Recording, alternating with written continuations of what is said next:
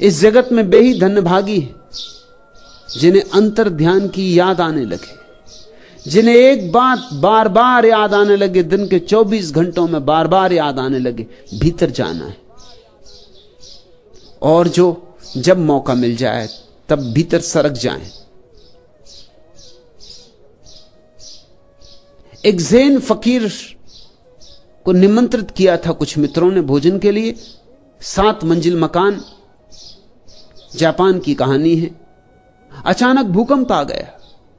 Japan में भूकंप बहुत आते भी, भागे लोग, गृहपति भी भागा। 7वीं मंजिल पर कौन रुकेगा जब भूकंप आया हो?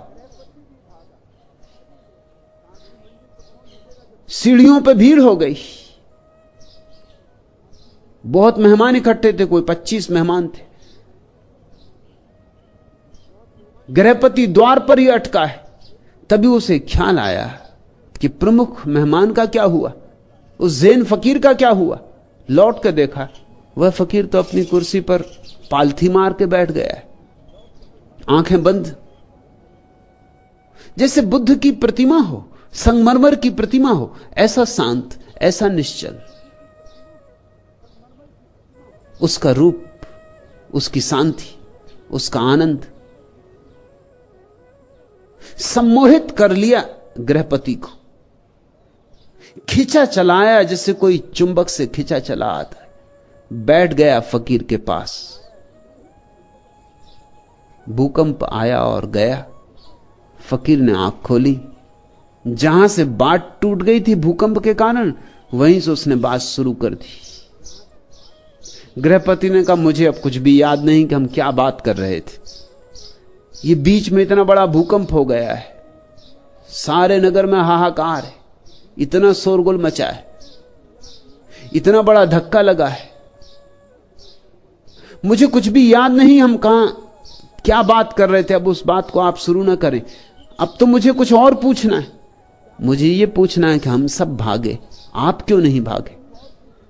फकीर ने कहा, भागा तो मैं भी, मैं भीतर की तरफ भागा, तुम बाहर की तरफ भागे। जहां जिसकी मंजिल है, जहां जो सोचता है सुरक्षा है, उस तरफ भागा।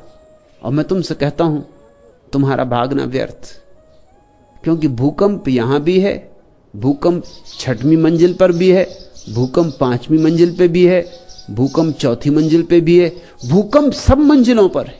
भाग कहां रहे हो? जो 5वीं मंजिल पे हैं वो भी भाग रहे हैं, जो 3री मंजिल पे हैं वो भी भाग रहे हैं। भूकंप सड़कों पे भी है, जो सड़कों पे हैं वो भी घरों की तरफ भाग रहे हैं। हर एक भाग रहा है, लेकिन तुम भूकंप से भूकंप में ही भाग रहे हो।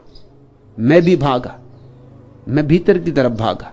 और मैं एक ऐसी जगह जानता हूं अपने भीतर, एक ऐसा स्थान जहां कोई भूकंप कभी नहीं पहुंच सकता, जहां कोई कंप ही नहीं पहुंचता। भूकंप की बात छोड़ दो, जहां बाहर का कोई प्रभाव कभी नहीं पहुंचता। मैं उस अछूते कुंवारे लोक की तरफ भागा।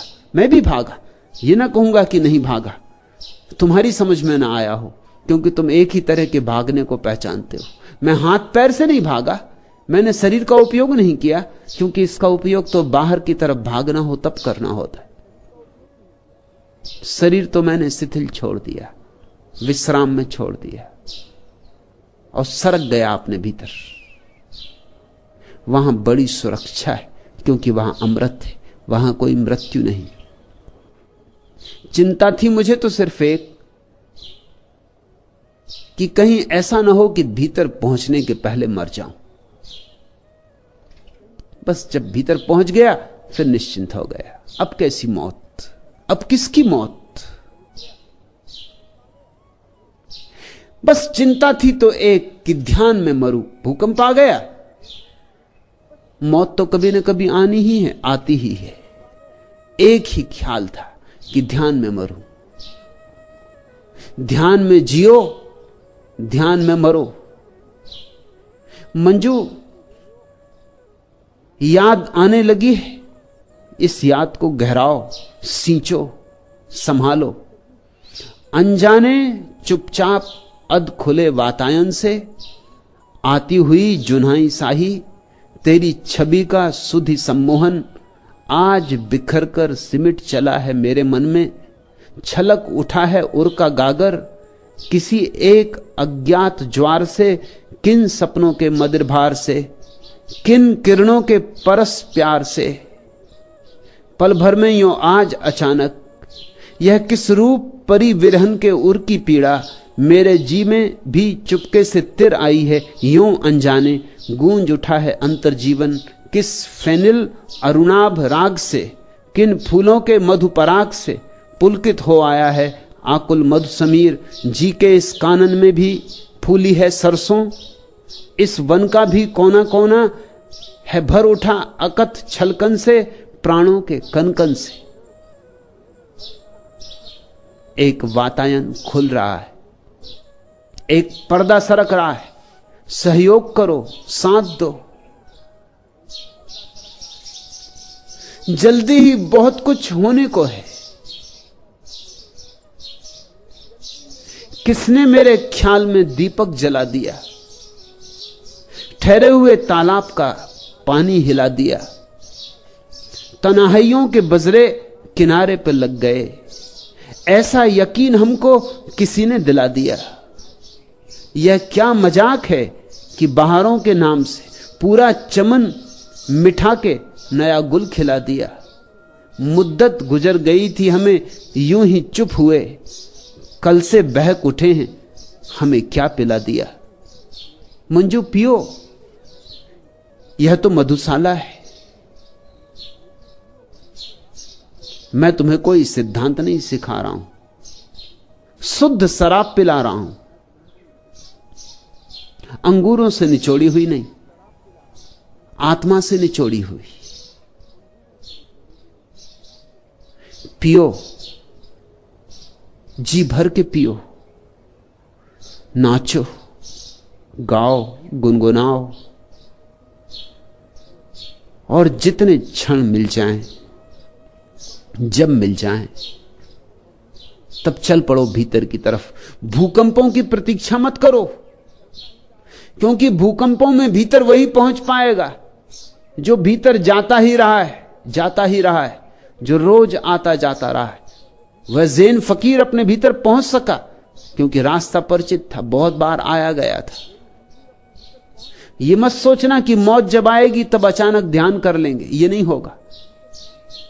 मौत अचानक आएगी। जीवन भर धन की चिंता की थी, मरते वक्त की धन की ही चिंता तुम्हारे सिर पर सवार रहेगी। अगर पद की आकांक्षा की थी तो मरते वक्त भी पद की ही नशेनी चढ़ते रहोगे कल्पना में। मृत्यु के क्षण में तुम्हारा सारा जीवन संग्रहित होकर तुम्हारे सामने खड़ा हो जाता। तुमने ये बात तो सुनी होगी ना कि जब कोई आदमी नदी में डूब के मरता है तो एक क्षण में सारा जीवन उसके सामने दौड़ जाता है। यह बात सभी के संबंध में सच है, नदी में डूब के मरने वालों के संबंध में ही नहीं।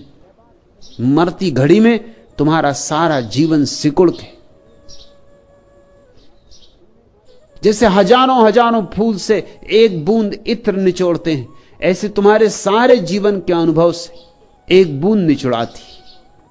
लेकिन अगर तुम्हारा सारा जीवन दुर्गंध का ही था तो बूंद दुर्गंध की होगी। अगर सारा जीवन सपना ही सपना था तो यह बूंद भी सपना होगी। और अगर जीवन में तुमने कुछ सत्य भी कमाया था, कुछ ध्यान भी कमाया था, कुछ प्रेम भी जगाया था, कुछ बांटा भी था, कुछ लुटाया भी था, छीना झपटा ही न था, कुछ करुणा भी की थी, तो तुम्हारी अंतिम क्षण की जो प्रतीति होगी, सारा जीवन निचोड़ के एक इत्र की बूंद बन जाएगा। उसी इत्र की बूंद पर सवार होकर तुम परमात्मा की यात्रा पर निकलोगे। मंजू, शुभ हुआ है। अब इस घड़ी को, इस बलिहारी की घड़ी को छिटक मत जाने देना, जोर से पकड़ रखना। अब पकड़ने योग कुछ तुम्हारे पास है।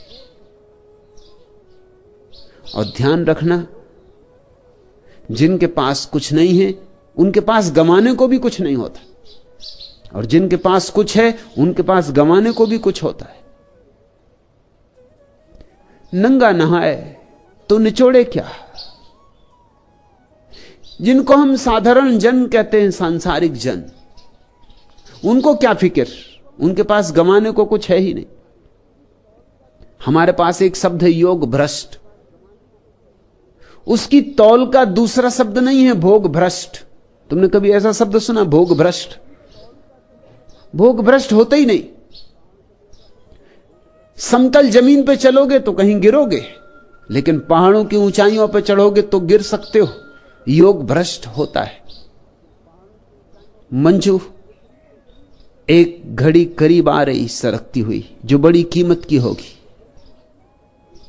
अंतर्ध्यान की याद आनी शुरू हुई है, जल्दी ही अंतर्ध्यान लगेगा। तब चूक मत जाना, क्योंकि बाहर की जन्मों जन्मों की वासनाएं खींचेंगी, बाहर की जन्मों जन्मों की आदतें खींचेंगी, हजार बाधाएं खड़ी होंगी। मन अंतिम उपाय करेगा अपने को बचा लेने का, क्योंकि ध्यान मन की मृत्यु है। और कौन मरना चाहता? मन भी मरना नहीं चाहता है। लेकिन सजग होकर, खूब सजग होकर 2-4 कदम और फिर मैं तुमसे कहता हूं सुबह करीब है, आखिरी तारे ढलने लगे, सूरज उगा, अब उगा, तब उगा। जरा प्रतीक्षा, जरा धैर्य, और वह महत्वपूर्ण घटना घट सकती है जिसकी तलाश में सारे लोग जाने अनजाने भटक रहे। उसे कहो आनंद की खोज, सत्य की खोज, परमात्मा की खोज, मोक्ष की खोज, या जो भी नाम तुम्हें देना पसंद हो। आज इतना ही।